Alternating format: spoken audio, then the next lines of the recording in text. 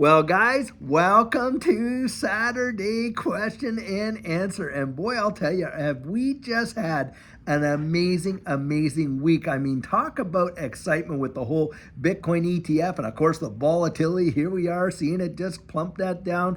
Guys, just hold on. I think things are just getting heated up in this space in a big way. And today, wow, do we have a lot of questions. Now, every one of these questions has come out of the comments on the videos. And so hopefully we're going to be able to get through them all. And I'll give you the best answer that I've got. And I hope that that will really give you something to think about. I'll tell you what. Now, first question, the easy question. This is coming from Frankie. And Frankie asks, he says, hey, what is the name of your broker again? David, he says, thank you and God bless. Well, guys, you know that I've been promoting Caleb and Brown. Now, Caleb and Brown is a crypto broker. They're based out of Australia. And these guys service people around the wide world in this digital asset space.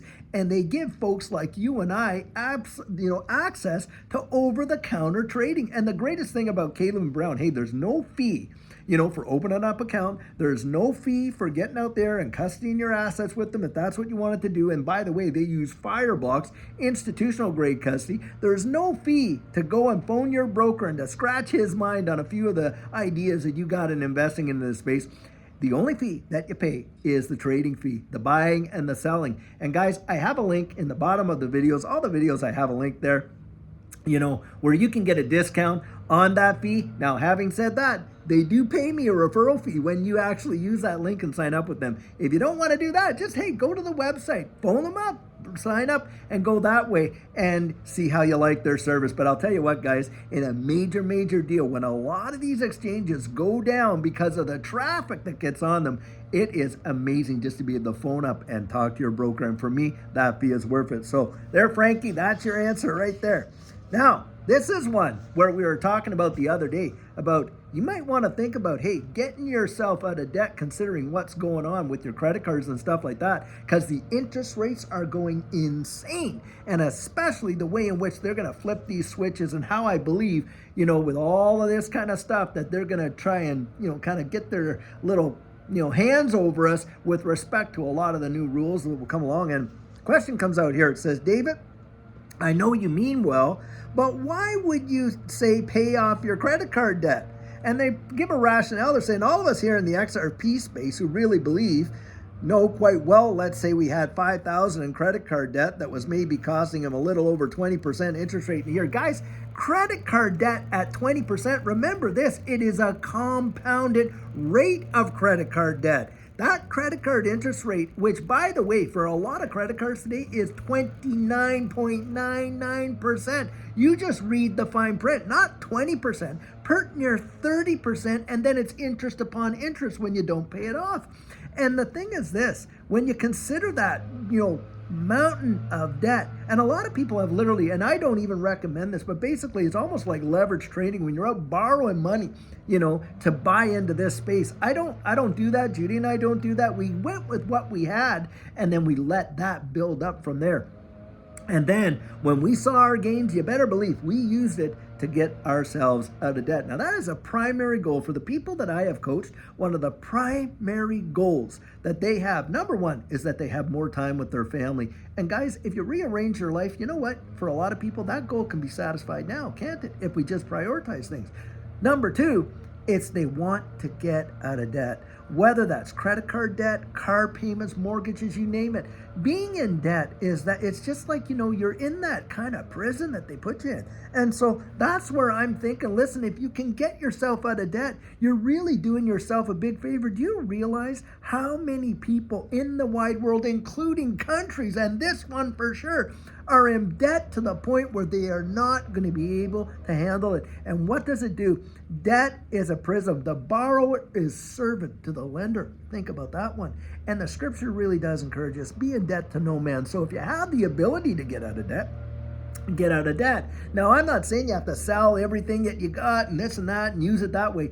Be strategic about that. But look, at least every month, reduce what you were in debt the month before, month before, month before. And eventually, guys, you're going to see, you're going to come up on top of that. I used to say, I'm so deep in debt, you'd literally have to dig a ditch to kick me in the backside. So, I remember those days. So don't kid yourself. I am so thankful to not be there. Now, person says here, David, can you go over where you plan on taking some profits for XRP? And they got like down $5, $10, $20.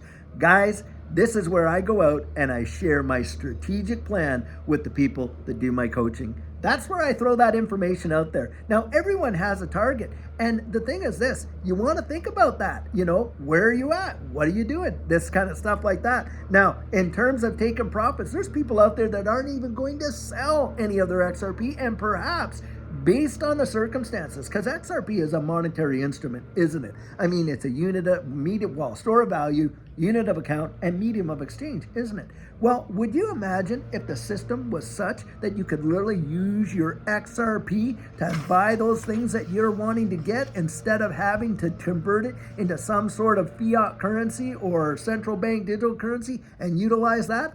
We may not even have to sell our XRP down the road to achieve the life goals that we want to achieve, potentially, should we see a system come in place like that. So anyway, that's the answer for that one. Now, Star Fox writes, and he says, hey, love the mug. Where can I get one of those? Well, the day that he asked that question, I was drinking out of my Tim Hortons Dubai mug. Judy and I literally went to Dubai and bought that mug there. So I imagine you probably could go on to eBay or to Amazon and potentially grab one there. But I'll tell you, if you ever get a chance to go to Dubai, wow, I'll tell you what, did we ever enjoy one of the best trips we had ever taken. It's truly amazing. And literally a modern day marvel. That city of Dubai, literally, the United Arab Emirates city of Dubai, and how it's come up out of the desert only in the last 30 years. Truly mind-blowing, one of the most modern cities that we've ever been at. But that's where we got that one. Now, let's keep going. See how many we can get through. Okay, good morning. This is a good question. I like this question. This is coming from Phil Mystervo, at least that's the username. Anyway, he comes out and he says, good morning. What is the next price driver for XRP coming up in 2024? That it is great we passed this historic stage for BTC. Well, I'll tell you what, I do believe that the next big driver will probably be the settlement of this whole SEC, Ripple deal. But after that, possibility out there of getting a XRP ETF, and ultimately, and zero doubt, is going to be the long-term utility and usage of XRP around the wide world, and perhaps even as a bridge asset of central bank digital currencies, which I do believe by the end of 2024, beginning or end of 2025, we are going to see a lot of countries around the world issuing their CBDCs, and that's where I think real wide usage and utility is going to come big time in the cross-border service sector for XRP as a bridge asset. So that's what I think. I think that's what we're going to see. Now, here's one, and this is coming from Thor Alder, and he says, perhaps a question for Saturday. If there is going to be that much fluctuation, well, what happens to XRP? Let's say it goes up 10x. Well, that's only going to make it around $6. Actually, last time around, think about this. When XRP in the last cycle, it did what, a 12x return? And that was with a freshly minted SEC lawsuit on it and literally being delisted from practically every U.S. exchange, save, uphold, and it did a 12x return. So guys, in my mind, look, a $10 to $15 XRP is not off the board. Now, he goes on.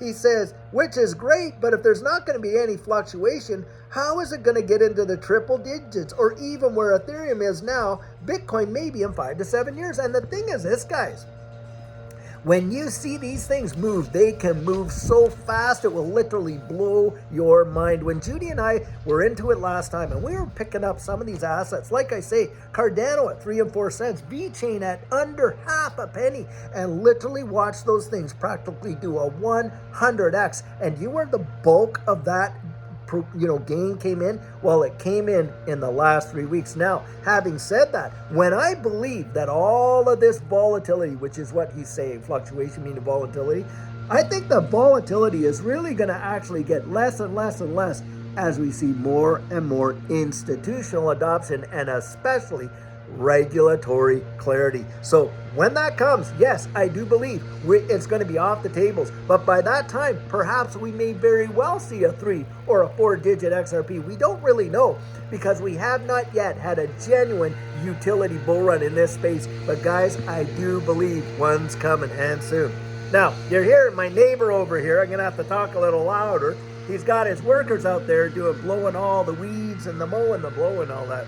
So anyway, another one comes out, and this is coming from Sylvia, and she says, hello, how long do you think the next bull run will last? And she says, when do you think it's going to start? Well, guys, I'll tell you what, I believe we've already started this current bull run. I just think we're at the very, very early beginnings of it. And how long do I think it's going to last? I think we're probably going to see it go into probably from now to the end of 2024 into the spring of 2025. That's just where I think it will be. Now, having said that, does that mean that the next bear market is going to go as deep as this last one has? That, guys, is anyone's guess because, of course, as we get closer and closer into those periods in 2025, I think some switches are going to absolutely be flipped, and I don't think we're going to see the level and the depths of the volatility that we have seen in the past because of that regulatory clarity and the institutional adoption that I just talked about. So at least that's what my thinking is on that. Now, we're just getting through these. We're doing actually pretty good. So, question.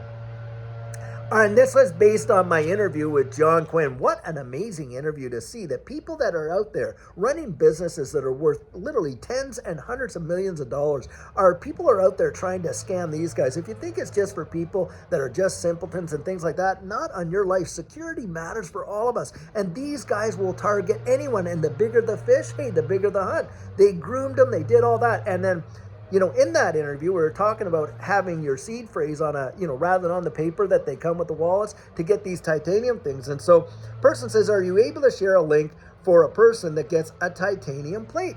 Now, the other thing he asked is, isn't it risky that the company that performs this, how level it is that you would, what they're saying is it, where would you get it? Number one, why would you give them your seed phrase to stamp on that titanium plate for you and give it back? Well, that is not how it works.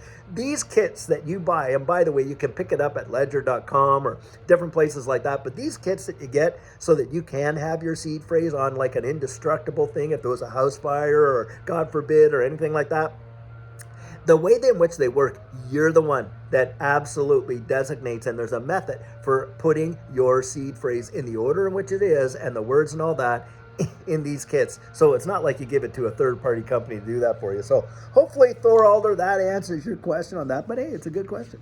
Now, this one's coming from Zerod, and he asked, once the bull run goes parabolic, what is the best process or asset to cash out? Or as an alternative to a crypto broker? I would think a stable coin like USDC would be a good place to park it, but since it's on the ETH network, isn't the gas and network fees too absorbent? What's everyone's process? Well, think about it this way. If you're wanting to cash out and you're wanting to avoid fiat because of the value of it and fluctuate, is a stable coin going to be any different for you? Because stable coins are pegged to that dollar, aren't they? The dollar goes down, hey, the value and the purchasing power of the stable coin goes down as well, doesn't it? Because it's pegged right to the dollar. The only difference is that a stable coin is, out there on a distributed ledger technology, but it's pegged to the dollar. So when you're thinking about that, you want to be considerate of that. Now, another thing is this. When you're thinking about stable coins and you're looking at all the different ones, and of course there's USDC, USDT, and on and on and on. When you're looking at that, yes, the gas fees are huge. So a lot of times, if you're going to cash out, you know what? For Judy and I'll tell you what, we had a purpose for it.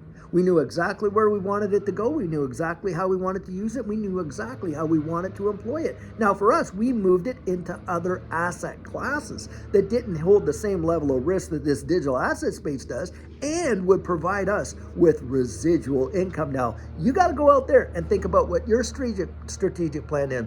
is because it's not just the accumulation of wealth, but the preservation of it. A lot of people are going to make money in this digital asset space, but it's my belief a majority of them, 18 to 24 months, won't even have it anymore. Why? Well, they'll pay off their debt, yeah. They'll go buy their jet skis, they'll go on their trips, and then all those friends that they were sitting around with, especially their best friend, who they're talking about crypto all the time, they didn't get into it, da-da-da-da-da.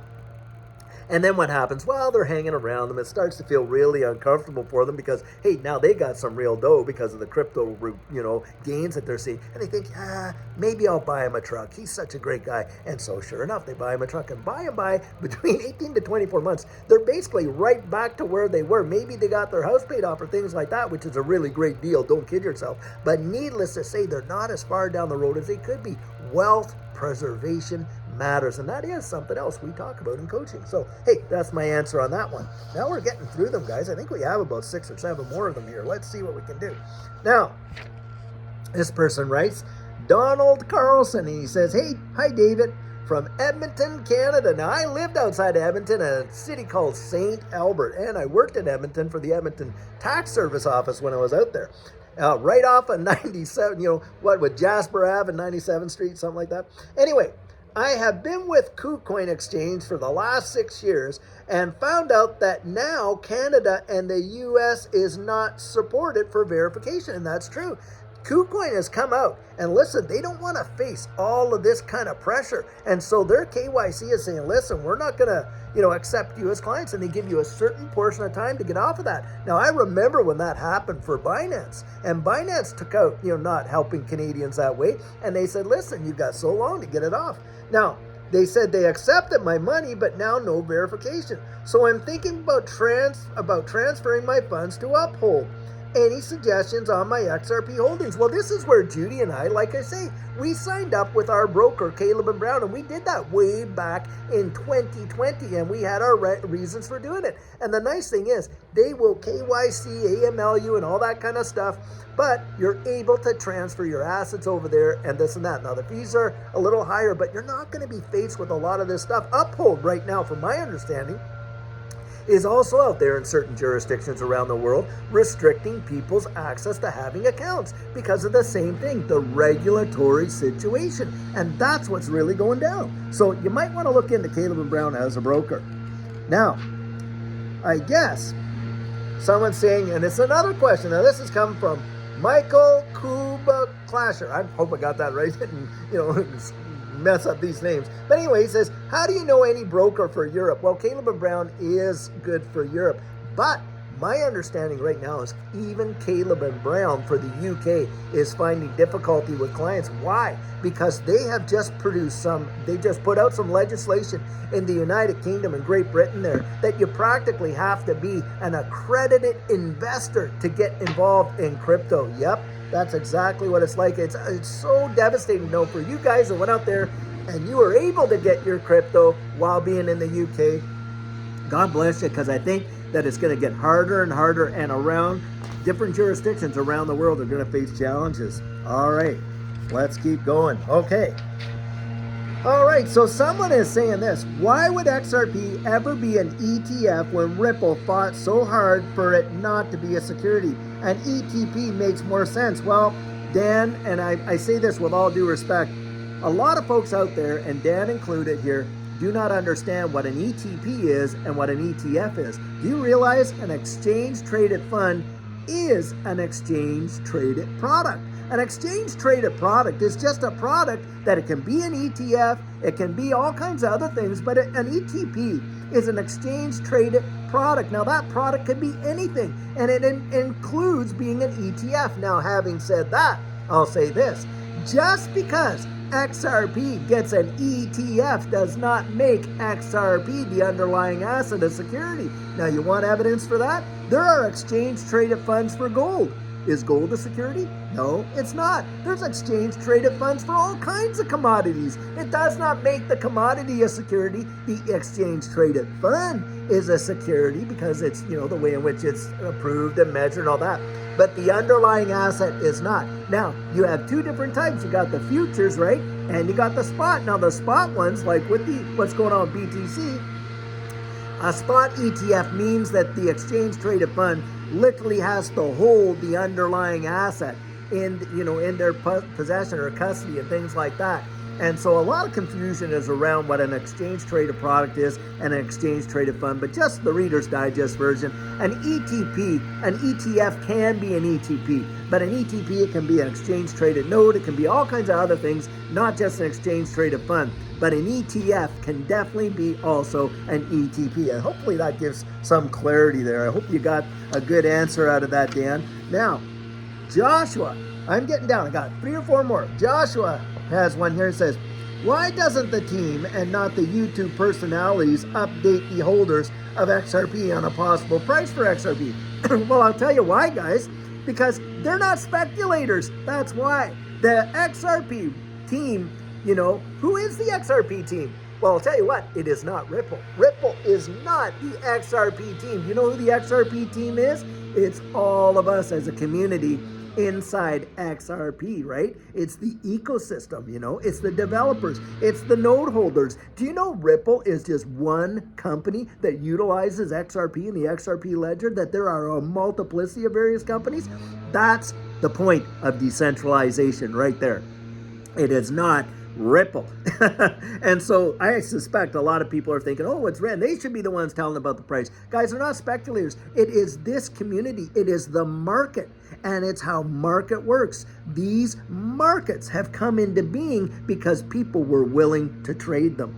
That is a fact. And it's the market that determines the price. And of course, you got people out there speculating on the price, like technical analysis guys and this, that. Now, guys, we don't make price predictions. I've even had people ask me in coaching, what is your price for XRP? And I'll flat out tell them I am not going to answer that question. Why? Because I don't speculate like that. Now, I will share with people what I might sell at, in my coaching, the prices I may sell at at, but I'm not going to give a price prediction. I'll tell you why.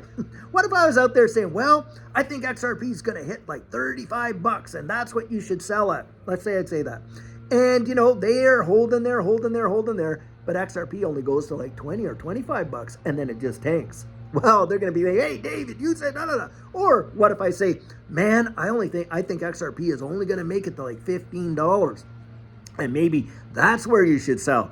And of course, what happens? Well, let's say XRP, they sell at 15, then it goes to 35. Well, I'm done for either way. So I'm not out there telling people what to buy, when to buy it, how to sell it, or anything. I give them strategies, techniques that you are telling you employ them. I watch them work in a multiplicity of situations, and they have a huge, huge impact. So that's, interestingly enough, that's the answer to that question right there, Joshua. The community is the ones that are going to speculate on the price of XRP, and they are the team.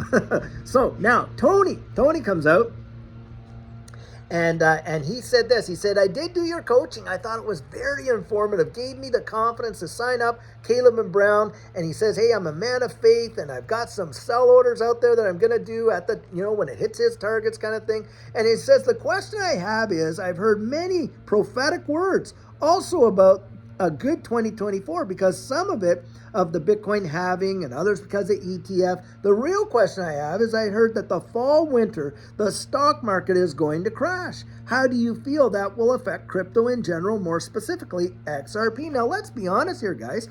These markets, these digital asset markets, they have certainly followed the stock markets. Now, that doesn't mean the dollar, hey, when the dollar's ever gone down on the DXY, I'm telling you, equities and this space have reacted in the opposite direction. Boom, up we've gone. Now, when you say that, I do believe we are going to see some major, major numbers, and I do believe 2024 is going to be a fantastic year. At least that's my personal opinion. But I also believe that we are going to come to a head. And if you look at the Dow, the 100-year chart, and you see just how meteoric it has been, a correction's coming, and when it does come, I think it is going to be so cataclysmic. Most people around the wide world cannot even fathom what it's going to be. If you think the Great Depression was something, I'm telling you, it was nothing to what I believe is eventually going to come. Now, the scripture literally says that they will throw their gold and silver out in the streets because it's not going to take care of them. Why? Well, because, hey, there's going to be, the Bible makes it very, very clear that, look, a loaf of barley bread for a day's wages, that's talking about big time serious inflation. And that's what most of these economists are saying will eventually come down the road. Now, is it going to be in 2024? Is it going to be in 2025? We don't know, but one is eventually coming. That's why if you see yourself in a situation where you're able to get some gains that really revolutionize your life, guys, be prepared. Get ready. Don't wait on it. Get strategically involved in making your own plan. And this is where getting financial coaching, and especially in this space, is so valuable. It helps you to be strategic and razor sharp so that you're able to preserve the future. And hey, Judy and I, look, man, we have prepared. We have believed in God. We are believers, to be sure. We're tithers and we're givers. That's another big deal. And I'm believing I'm not praying to my God who's in XRP. I'll tell you what, I'm praying to my Father who art in heaven, the Lord my provider, and he does provide. And I believe he will take care of us. But it's a great question, Tony, because, hey, a day is coming, and this is where strategy matters big time. Now, having said that, let's move on. We got a couple more here. Person asks, are you going to take down your Christmas lights when XRP moons? These are the lights he's talking about right behind me. Nope, we're not. These things have been up since Christmas of 2023. Why? Because Judy loves them. She turns them on at night and it makes like a false wall in here and provides light. It's so beautiful and stuff. And so those ones are staying. That's that. Now, last one, and this is coming from, hey, perfect, I think this is neat. Didn't plan this, but it's coming from XRP Preacher, and what a username. Love that one, I'll tell you. Says, David, we love your show, man, but what do you think about I Trust Capital for a digital Roth IRA? Is it safe? Remember, we have no crypto laws. Well, guys, hey, there are legislation, there are regulatory requirements and fiduciary responsibilities that I Trust Capital has to follow. Absolutely zero doubt in that space. Now, a Roth IRA, in terms of an investment vehicle, I think is amazing, and not just for crypto, but for most things. Why? Because in a Roth IRA, what ends up happening is the gains are not taxable. Now, put that together. If you put some dough in there to what the government allows you to every year, your limits and that, and you watch monumental gains happen inside your Roth IRA, guess what? Those gains are not taxable for capital gains. That is a big, big deal. Well, guys, I'll tell you what. I got all my papers. I just threw them out. Some blew out in the yard and got to pick them up after this. But I'll tell you what, these were great questions. And I'll tell you, it gives me great pleasure to come out here and really answer them. I genuinely love it because it's a time for you and I to genuinely get to interact with one another. I hope you really enjoyed that. We got through a really great deal of these questions. And, next week we'll have some more. And you can email them to me. I didn't do the email ones this week because you know what? I wanted to get the ones right out of the comments. So whether they're in the comments or in the emails, I'll try to answer them the best I can. Now, hey, you may even have better answers than I do. And for this community, and I've seen it happen, where in the comments someone asks a question and other people are answering in there, some of those answers are truly phenomenal. And look, this is where we reach out and we bless one another. We help each other because we're in this together. That's for absolute sure. And I'll tell you another thing. This is the best community in all of crypto. And I truly, truly do really love you guys. Praying for each and every one of us that we absolutely see our dreams come true. And in saying that, guys, don't give up on your dreams just because someone else has given up on theirs. Don't let them talk you out of your tomorrow. Just bathe it in prayer and believe. And then, hey, just go out there and try it. Most people, guys, I say this, they don't achieve their goals in life, not because they're unattainable, but because they lose the resolve to do it. At least that's been my experience. So anyway, guys, I sure hope you enjoyed this, question and answer on Saturday. And remember, tomorrow we got our Sugar on Sunday with some amazing nuggets of encouragement. And until then, guys, have a fabulous one and take care.